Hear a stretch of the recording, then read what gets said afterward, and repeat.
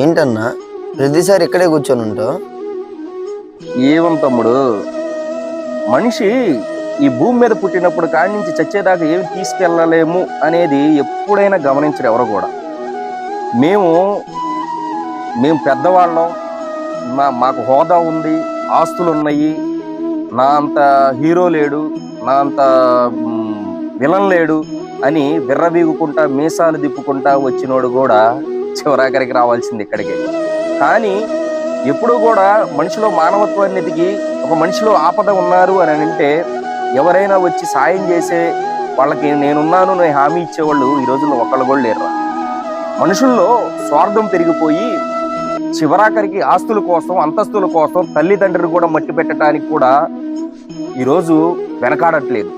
అలాగే సొంత చెల్లెల్ని కూడా ఆస్తుల కోసం చంపే కాలం వచ్చి పడింది. అరే, మనుషులు ఆస్తుల కోసం, అంతస్తుల కోసం ఆఖరికి మన వాళ్ళని కూడా చంపుకోవడానికి వెనకాడట్లేదు.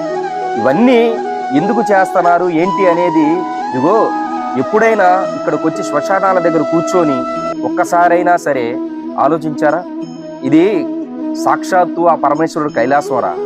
ఈ కైలాసం దగ్గరకు వచ్చిన ప్రతి ఓడు మీసాలు తిప్పిన వాళ్ళే, డబ్బు కోసం అందరినీ చంపిన వాళ్ళే. డబ్బు కోసం, అంతస్తుల కోసం, ఆస్తుల కోసం, హోదాల కోసం ఒక మనిషిని చంపడానికి కూడా వెనకాడట్లేదు. ఒక మనిషిని నడి రోడ్లో కూడా లాగేస్తున్నారు.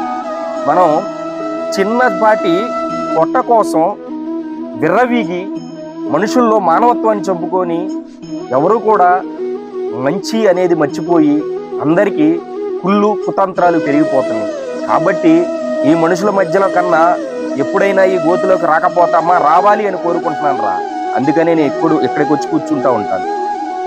ఆ పరమేశ్వరుని నేను ఒక్కటే కోరుకుంటాను, అయ్యా శివయ్య, ఈ దుర్మార్గాలు చూసే బదులు ప్రశాంతమైన జీవితాన్ని ఒక్కసారి నాకు ఇక్కడ